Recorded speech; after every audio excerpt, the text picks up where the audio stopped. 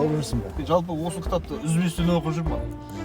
Үзбестен бас алмастан тұрамда оқиғадан ғой. Абай жолы роман. Құрдас кітап оқып жүрмін дейсің. Абай жолы роман кім жазғанын білесің бе өзі? Құрдас, одан да мен саған анекдот айтып берейін. Кәне. Жинап отайыншы. Баяғыда дейді да бір қоян ақша жинап базарға барып мотоцикл сатып алыпты.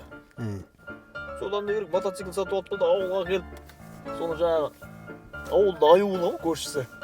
Аюда енді ұялмайды бат deyip қоянның жаңағы мотоцикліне мініп алған ғой. Екеуі қоян дейді, аюды алғанда жолға басқан ғой екеуі. Жолдан аю көке жатыр дейді. Батса бір кезде алдынан дейді камаз шықты.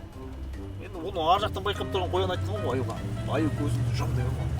Аю көзін жұмған дейді. Аю көзін жұмғанда сосын бір қоянды қолтыққа жасап сөйтіп ар жағынан айналып өтіп кеткенде көзіңді аш деген ғой. Бір кезде көзін ашқан кезде камаздың ашылып өтіп кеткен сияқты болған ғой. Сосын бір кезде аю таң қалыпты. Мен қояннан қалам ба? Ертең мен де мотоцикл аламын. Дүкенге барғанда аюда мотоцикл алған. Сөйтіп су жаңа мотоциклін алып берген. Жаңағы аю үйіндегі бала шағасын бәрін тиіп алып, жаңағы 6 бала шағасы бар дейді. Әйелі бар еще бәрін мінгесіп алып. Жаңа енді мақтан енді Қоянның істеген істейінде жүрді. Ұшып көріп бір кезде камазды көріп, бәрін көздеріңді жұмыңдар, астынан өтеміз деп астына қойып кеткен ғой жаңағы. Бір кезде көзін ашса, баланы 6 баласы 6 жақта әйел дейтін аяқ қолы сынған, беті быт-быт жатыр дейді. Бір кезде аяу жүгіріп барып, әйеліне қал жағдайын сұраудың орнында, қайсысың көздеріңді ашқан деп айтады дейді.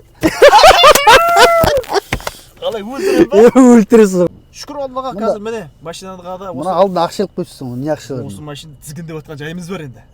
Бұл ақша дейтін енді ана. Вентилятор келіп қойсың, мынау түсіп кетсе қайтесің? Такси айтеміз кішкене қарап жүрбей. Сөйтіп маңдай термен жинаған ақшамыз ғой. Дұрыс. Басқа не жаңалық бар? Мен мына жерге неге кіріп шығайын? Анда жерден жаңа бір затым бар, соны алып келдім. Хорошо.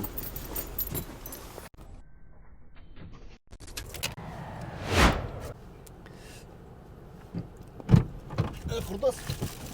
О, Асек. Келжеңге. Асекке не алайын үстіне, сау бол, Алла разы болсын, аманшылықта. Менен сәлем айт. Конечно. Аман жүр. Аман кездескеші. Бірдеме болса, хабарлас. Әрине. Сау саламатта. Давай, саған рахмет. Бисмилlah.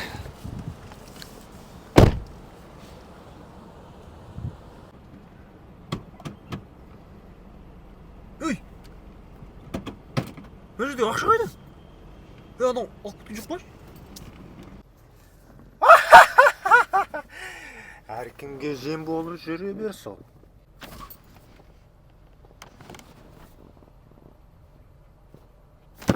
Қанау?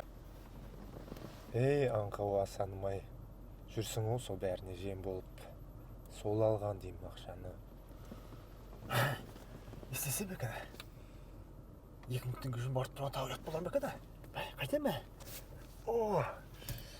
Әне өк бірді.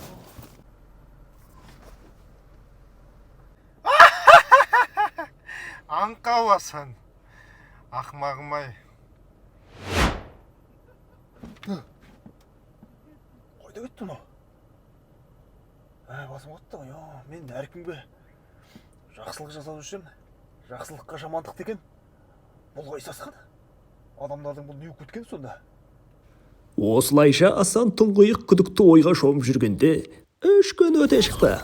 Не де болса бақытты үй жағынан күтіп, айтар сөзіне оқталды.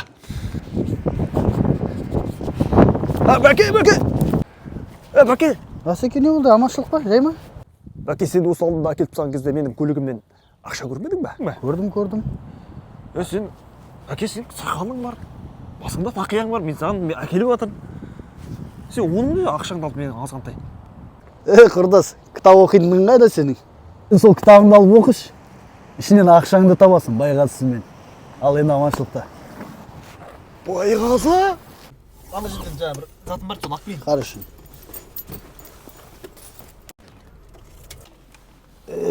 Құрдасым-ай, жүрген жерін қопыратып жүреді осылай. Көрімдігім болсын, өз атымнан бір көрімдік беріп кетейін.